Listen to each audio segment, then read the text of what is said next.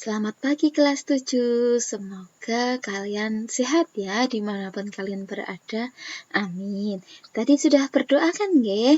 Nah, kalau yang lupa silahkan berdoa terlebih dahulu supaya apa yang Bu Irma berikan pada pagi hari ini bermanfaat untuk kalian. Amin. Untuk kali ini Bu Irma akan memberikan materi baru yaitu kerajinan tekstil ya. Setelah kemarin kalian mempelajari kerajinan serat, sudah ulangan juga. Sudah lihat nilainya belum? Nah, semoga sudah ya. Semoga di atas 85 semua.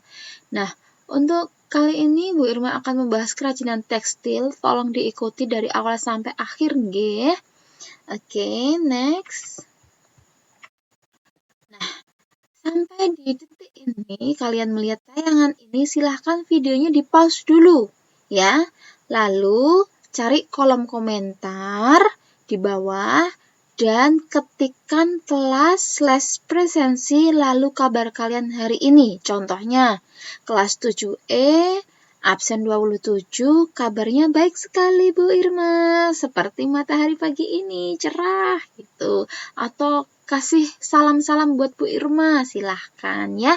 Tolong nanti akan Bu Irma data satu persatu presensinya. Seperti itu nggih, nggak usah pakai nama. Cukup kelas dan presensi saja. Paham nggih? Nah, selanjutnya, maaf, sebelum kita lanjut Bu Irma mau menyampaikan sesuatu dulu. Berhubung waktunya kita terbatas karena sebentar lagi sudah akan PAS, jadi Bu Irma prakteknya akan gabung jadi satu. Kan harusnya kerajinan serat praktek sendiri, kerajinan tekstil praktek sendiri, tapi Bu Irma gabung jadi satu saja kalau waktunya memungkinkan ya. Seperti itu ya nak ya. Yang kemarin tanya, Bu ada praktek nggak? Insya Allah tetap ada. Gitu ya. Lanjut, untuk kegiatan hari ini ada 4 step. Yang pertama, melihat nilai ulangan harian yang ketiga. Sudahkah kalian melihat nilai ulangan kalian? Sudah, Alhamdulillah. Jangan lupa dicatat, karena seperti biasa, Bu Irma akan menanyakan nilai ulangan harian kalian di presensi. Oke, Bu Irma kan sudah punya nilai saya, kenapa harus ditanyakan lagi? Ini untuk mengecek apakah kalian benar-benar memperhatikan nilai kalian atau hanya sekedar, nilaiku ada, aman gitu, gitu ya. Jadi Bu Irma pengen tahu kalian tuh memperhatikan nggak sih uploadan nilai Irma itu? Nah, gitu ya. Yang kedua, melihat tayangan materi, melihat tayangan ini ya dari awal sampai akhir. Kalau kalian ada kendala, silahkan beralih ke PowerPoint yang sudah Bu Irma update juga ya. Atau kalau kalian melihat materi ini lalu download PowerPoint-nya, di print, lalu ditempel di buku tulis, boleh silahkan. Yang penting kalian belajar, begitu nggih? Yang selanjutnya nomor 3, mengerjakan tugas sesuai instruksi. Bu, tugasnya di mana? Tugasnya ada di akhir video ini ya nak ya. Dan mengumpulkannya sesuai instruksi juga. Nanti akan Bu Irma jelaskan di akhir ya. Tugas wajib dikumpulkan sebagai bukti presensi. Jadi kalau kamu tidak mengumpulkan tugas, Bu Irma anggap alpa gitu ya. Jadi jangan skip. Yang terakhir wajib penting, konfirmasi jika ada kendala, konfirmasinya lewat WA ya. Kalau ada apa-apa silakan WA Bu Irma. Tapi ingat, pakai perkenalan dulu. Bu Irma itu jarang nyimpen nomor kalau nggak diminta sama muridnya. Jadi pakai perkenalan dulu. Lah Bu, saya kan kemarin sudah perkenalan. Yo, perkenalan lagi ya enggak apa-apa atau enggak dosa kok nggih. Jadi sampaikan Bu, saya ini dari kelas ini mau bertanya bla bla bla. Kalau sudah Bu Irma jawab, yo ucapkan terima kasih sama Bu Guru siapapun, sama Pak Guru siapapun. Kalau kalian sudah dijawab, sudah selesai keperluan kalian, jangan lupa ucapkan terima kasih. Bu Irma kok sedih ya, beberapa kelas 7 itu habis tanya, habis Bu Irma jawab gitu, nggak ngucapin terima kasih langsung pergi aja, cuma di-read aja, sakit loh nak, itu nggak sopan itu kalau sama orang tua, nggih? Silahkan ya. WA boleh, asal sopan. Kamu sopan, Bu Irma segan, oke? Nah, untuk kerajinan tekstil sendiri ada 4 bab yang akan kita bahas. Yang pertama pengertiannya, lalu fungsi dan prinsip, jenisnya, dan proses produksi. Kita bahas yang pertama dulu ya.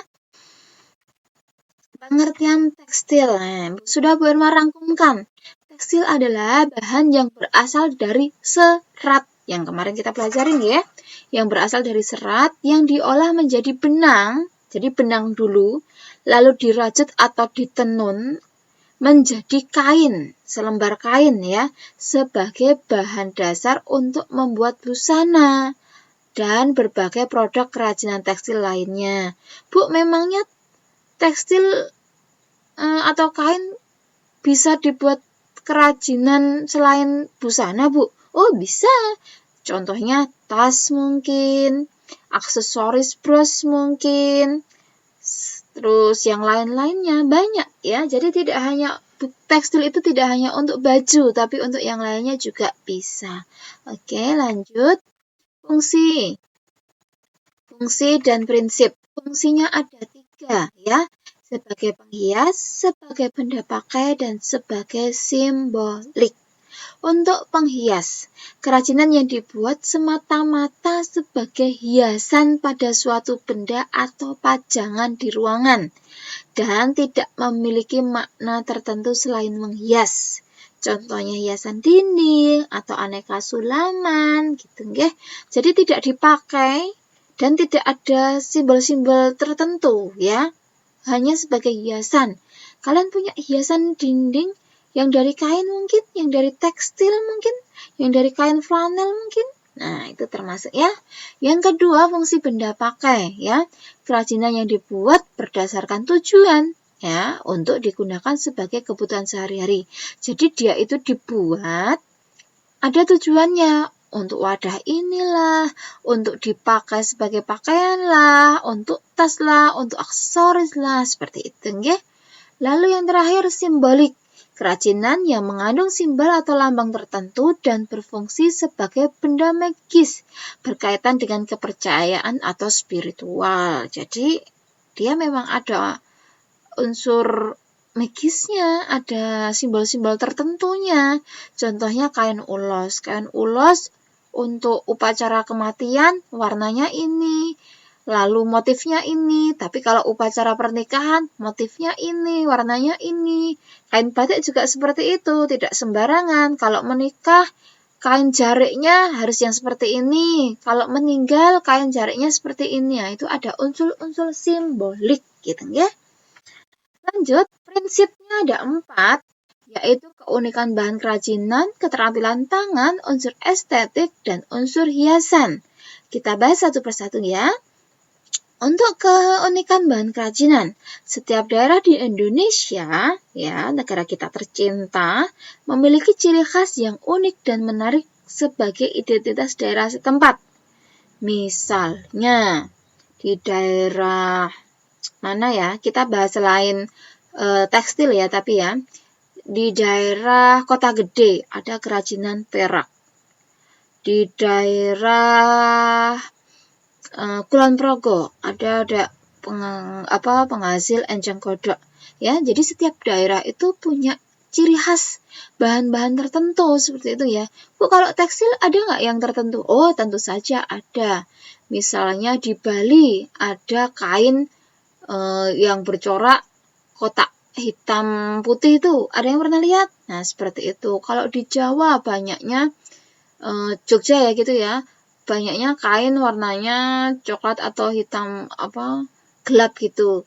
Kalau Pekalongan warnanya cerah-cerah seperti itu. Jadi setiap daerah itu unik bahan kerajinannya ya. Lalu yang kedua, keterampilan tangan. Seseorang yang bekerja secara konsisten itu terus-menerus menciptakan suatu produk kerajinan disebut pengrajin. Jadi kalau kayak kalian membuat kerajinan hanya untuk tugas prakarya itu belum disebut pengrajin ya. Karena nggak konsisten, cuma pas disuruh toh ya. Beda dengan orang-orang yang memang pekerjaannya membuat kerajinan. Seperti pengrajin kain ulos, berarti dia pekerjaan sehari-harinya membuat kain ulos, tidak hanya pas dikasih tugas tok seperti itu, nggih. Keterampilan tangan tetap yang utama ya, sedangkan kecanggihan teknologi hanya untuk mempersingkat waktu. Bu Irma kasih contoh seperti kalau membuat batik. Batik itu yang paling mahal adalah yang menggunakan batik tulis langsung pakai tangan, ya, dicanting manual pakai tangan. Bu, lah itu ada batik cap itu. Nah, itu untuk mempersingkat waktu, jadi diciptakan batik cap. Tapi tentu saja harganya tidak semahal batik tangan, karena batik tangan, keterampilan tangan itu seseorang berbeda, ya.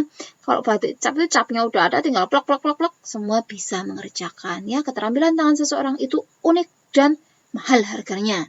Unsur estetik. Meskipun kerajinan dibuat untuk fungsional, ada tujuannya, namun memerlukan sentuhan keindahan untuk meningkatkan kualitas dan nilai ekonomisnya. Kerajinan cuma polos tok sama kerajinan yang ada hiasannya, mahal yang ada hiasannya toh. Nggih ta? Sama seperti contohnya misalnya apa ya? Kerudung putih, ya. Kerudung putih. Kalau cuma putih polos tok itu biasanya harganya standar. Tapi nih ada sulaman pitanya, ada bordirnya, itu nanti harganya lebih mahal, gitu nggak?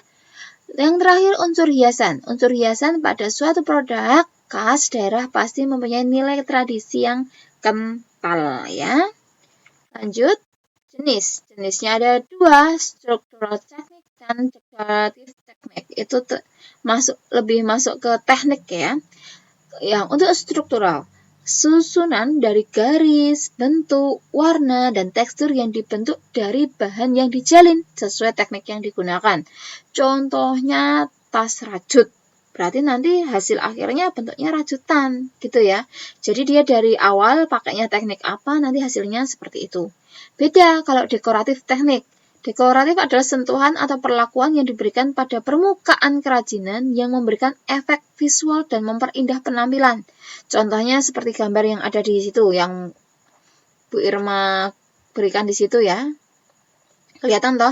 Itu tas, sudah jadi tasnya, tas biasa, tas jahit biasa, tapi diberi hiasan sulam pita.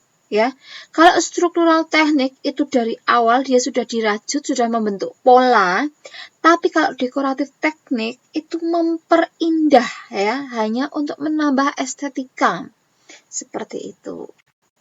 Lalu proses produksi, kita bahas ada 4, ya, karena macamnya ada 4, ada tapestri, ada batik, ada sulam, dan ada jahit aplikasi. Kita bahas satu persatu. Untuk tapestri, tapestri sudah kita bahas sedikit, ya, di materi minggu lalu, ya, insya Allah, ya. Tapestri adalah salah satu teknik membuat tekstil dengan cara mengikat dan menyimpulkan benang yang bisa juga digolongkan ke dalam teknik tenun. Jadi biasanya tapestri adalah tenun, seperti itu, nggih. Ada yang sudah pernah pegang kain tenun? Atau ada yang malah punya kain tenun? Mahal, ya, kain tenun itu, ya, yang asli, ya. Bu Irma itu punyanya yang buatan, bukan yang tenun asli, bukan. Cuma motifnya tenun gitu aja. Yang asli mahal. Ada yang mau kasih Bu Irma kain tenun? Bu Irma sangat bahagia kalau ada yang ngasih, ya. Kain tenun ini, tapestri ini, dia terkenal sekali, ya, terutama di negara-negara di daerah Mesopotamia ataupun Mesir. Ada di India, Turki, dan Cina. Nah, mereka itu juga penghasil permadani loh. Kalian tahu film Aladdin, dia kan pakai permadani terbang kan itu, ya. Nah, itu karena emang asalnya terkenalnya dia dari sana. Permadani tapestri seperti itu, ya. Lalu yang kedua ada batik. Ada yang punya baju batik? Wajib punya, ya. Kan seragam kita itu ada yang batik. Seragam kita. Seragam kalian kan ada yang batik toh, warna hijau toh. Jadi batik untuk Indonesia, menurut Bu Irma itu wajib punya. Kenapa Bu Irma kok wajib punya? Nah, itu ciri khas negara kita, ya. Jangan sampai kita melupakan, ya. Anak milenial wajib punya batik, ya. Bu, kalau batiknya dibuat blazer, dibuat jaket, it's okay, enggak masalah. Yang penting tetap kalian cintai produk dalam negeri ya, jangan sampai diklaim oleh negara lain ya. Di sini batik digolongkan menjadi dua, batik pedalaman atau batik klasik dan batik pesisir. Batik pedalaman itu bukan batik yang ada di daerah-daerah pedalaman, bukan.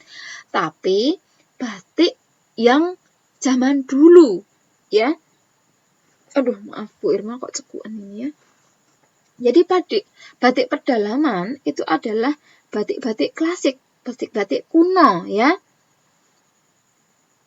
Kalau zaman dulu memang hanya ditemui di pedalaman, tapi kalau sekarang itu ada di lingkungan keraton, lingkungan khusus. Dulu hanya raja-raja yang punya, sekarang ya sama, tapi di lingkungan keraton seperti itu. Dan itu motifnya syarat penuh dengan istilahnya apa ya, penuh dengan simbol-simbol tertentu seperti itu ya. Di Jawa itu banyak itu ya. Lalu batik pesisir, Bu, batik pesisir itu dari pantai, boten ya. Batik pesisir itu adalah batik yang berkembang di masyarakat di luar keraton atau di luar benteng ya. Seperti itu. Jadi kalau Bu Irma tanya, apa itu batik pesisir? Bukan batik yang ada di masyarakat pinggir pantai ya, jawabannya ya. Nanti Bu Irma salahkan ya. Nah, untuk batik sendiri banyak motifnya. Kalau di buku paket mungkin ada batik truntum, ada batik bunga, ada batik sekar jagad. Banyak sekali ya, di internet banyak. Silahkan searching. Ada Megomendung. Megomendung itu kalau kalian tahu Naruto itu kayak yang dipakai Akatsuki apa ya, Bu Irma suka itu motifnya ya. Lalu lanjut ke sulam. Sulam adalah hiasan yang dibuat di permukaan kain, di atas ya, di atas permukaan kain atau bahan lain dengan jarum jahit dan benang dengan berbagai macam tusukan sulam. Nama lainnya adalah bordir ya. Tusukan sulam itu ada banyak. Nanti Bu Irma berikan contohnya. Dulu waktu Bu Irma SMP, prakteknya adalah membuat berbagai macam tusukan. Seru sih, tapi sekarang udah nggak ada ya. Yang terakhir, jahit aplikasi. Teknik menghias permukaan kain dengan menempelkan guntingan kain yang selanjutnya diselesaikan dengan jahit tangan. Boleh sih kalau yang modern ini tidak hanya pakai jahit tangan, tapi juga pakai jahit mesin juga bisa ya. Jahit aplikasi. Jadi sudah ada, kalian pun punya sarung bantal yang dasarannya itu polos biasa, terus nanti ditempel kain-kain gitu. Nah, itu termasuk jahit aplikasi ya. Nah, ini alat dan bahannya. Kalian harus tahu ini ya, tapestry alat. Bahannya ada benang tipis dan ada benang tebal, biasanya dari nilon seperti itu ya. Lalu alatnya ATBM. Ada yang tahu kepanjangan dari ATBM? Ayo, wajib dicari tahu ya. Ada kayu spandram, ada batang kayu yang buat nenun itu ya. Lalu batik. Batik bahannya ada kain putih atau kain mori, belum tentu yang dibuat untuk orang meninggal ya. Kain mori itu banyak jenisnya. Lalu ada malam, ini bukan kebalikannya siang ya. Malam ini adalah lilin, tapi bukan lilin biasa yang buat mati lampu, itu bukan. Lilin khusus untuk membatik, warnanya coklat itu. Bu Irma punya banyak di rumah ya. Dan pewarna, ada pewarna alami, ada pewarna buatan, sintetis. Lalu alatnya ada canting. Nek canting pernah lihat semua tuh ya? Ada cap. Jadi kalau canting itu yang nanti dibuat dibuat manual pakai tangan, itu butuh ketelitian ya. Nanti tidak bleber, tidak keluar-keluar, tidak kena tangan, panas itu. Cap, kalau cap itu tinggal udah ada capnya, tinggal dicelup ke malam yang udah cair, tinggal diplek-plek di atas kain, jadi. Ada kompor, biasanya kompor kecil ya. Pernah lihat kompor orang membatik? Lalu ada gawangan yang biasanya untuk nyentel ke kainnya. Lalu ada alat perebus, kalau duduk berarti pakai dingklek. Anak-anak sekarang tahu dingklek enggak ya? Dingklek itu kursi kecil yang untuk duduk dari kayu biasanya ya. Berlanjut ke sulam.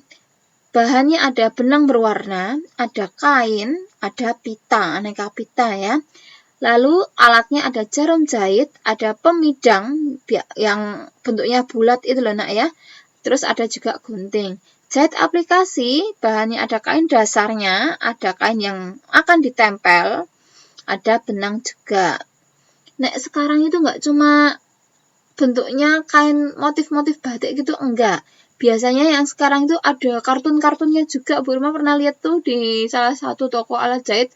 Jadi jahit aplikasi itu ada yang ditempelnya bentuk-bentuk kartun, ada Pokemon, banyak lah itu ya. Untuk alatnya sama seperti sulam ya, ada jarum jahit, ada gunting, ada mata nenek atau sayang nenek. Aduh, Bu Irma salah ketik itu maksudnya sayang nenek ya. Kalian pernah lihat mata nenek atau sayang nenek? Itu loh, alat kecil tipis yang biasanya untuk membantu memasukkan benang ke dalam jarum. Itu ya.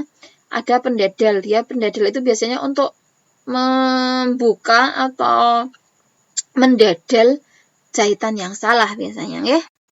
Nah, ini salah satu beberapa pengetahuan yang Bu Irma akan berikan kepada kalian. Ini cuma sedikit pengetahuan ya. Kalian bisa lihat di berbagai media tambahan pengetahuannya ya. Untuk tenun. Tenun adalah salah satu daya tarik wisata. Banyak sekali daerah di Indonesia sebagai desa wisata tenun. Bisa nggak kalian menyebutkan desa mana saja yang menjadi jujukan untuk wisata tenun? Banyak ya, terutama di daerah NTT, NTB itu ya. Lombok, wah cantik-cantik sekali itu tenunnya ya. Lalu batik. Batik adalah salah satu warisan leluhur kita yang wajib dilestarikan. Bahkan sampai dibuat Hari Batik Nasional. Ayo, tanggal berapa Hari Batik Nasional? Bu Irma keluarkan dalam ulangan harian nanti ya. Hari Batik Nasional ya. Sama seperti Bapak Ibu sekarang ini.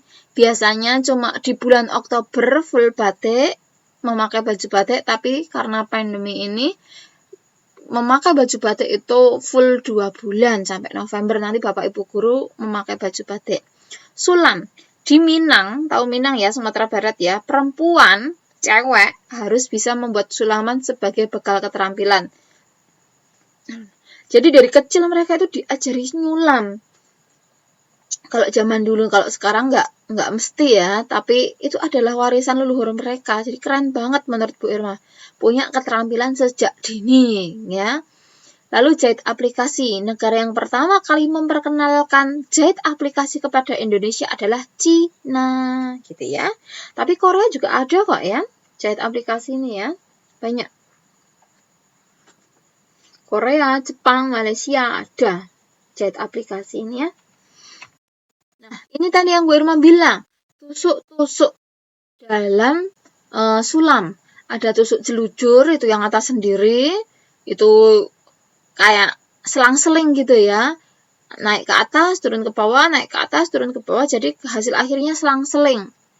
Ada tusuk tikam jejak, ya, dia padat. Ada tusuk silang, ya, ada tusuk flanel, ada tusuk veston, ada tusuk rantai, ada tusuk melekat benang, ada tusuk batang. Dulu Bu Irma bukan pelajaran prakarya ya, tapi namanya PKK. Prakteknya membuat aneka tusuk seperti ini ya.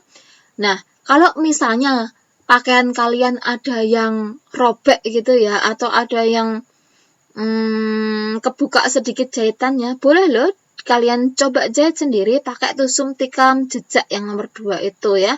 Itu tusuk tikam jejak itu adalah sebagai pengganti mesin jahit. Jadi kalau nggak punya mesin jahit, pakai tusuk tikam jejak seperti itu ya, Nak. Nah, sudah sampai di penghujung materi. Sekarang bagian tugas ya. Nah, sudahkah kalian mengikuti penjelasan materi dari awal hingga akhir? Semoga sudah loh ya, karena kan ini udah sampai akhir tayangan. Kalau sudah, silahkan kerjakan tugas berikut. Kerjakan LKS Prakarya di penilaian harian 2, halaman 22-28, nomor 1-40 ya. Di yang pilihan ganda saja. Halaman 22-28 itu pilihan ganda saja. Kerjakan di LKS kamu, dicoret-coret boleh silakan. Nah, selanjutnya, salin jawaban kamu di lembar jawab online yang telah dipersiapkan Bu Irma di dalam link presensi. Jadi, setelah kamu mengerjakan di LKS kamu, lalu kamu salin jawaban kamu di LJO yang nanti akan Bu Irma upload di jam 9.50 ya. Sekalian presensi. Jadi, kalau kalian mengumpulkan, Bu Irma anggap masuk. Kalau kalian belum mengumpulkan, Bu Irma nggak bisa lihat nama kamu. Seperti itu ya. Tugas paling lambat dikumpulkan hari ini pada pukul 15 atau jam 3 sore. Tapi lebih cepat lebih baik. Paham ya? Asal jangan watan ya, jangan ngawur ya, kalian jawab ya. Bu Irma nggak mau kalau kalian cepet-cepetan tapi jawabnya ngawur. Bu Irma sedih itu nanti kalau nilainya di bawah 75, waduh, nangis Bu Irma ya. Nah, silahkan dikerjakan dengan seksama, dengan teliti. Kalau masih bingung silahkan WA Bu Irma, nomornya masih sama seperti itu ya. Sekian pertemuan kita hari ini. Tetap sehat, tetap semangat. Jangan lupa masker kalau kalian keluar rumah. See you di pertemuan selanjutnya.